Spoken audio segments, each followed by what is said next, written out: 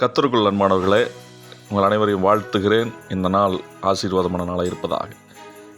ஜெபம் என்பது மக்களின் உயிர் மூச்சு.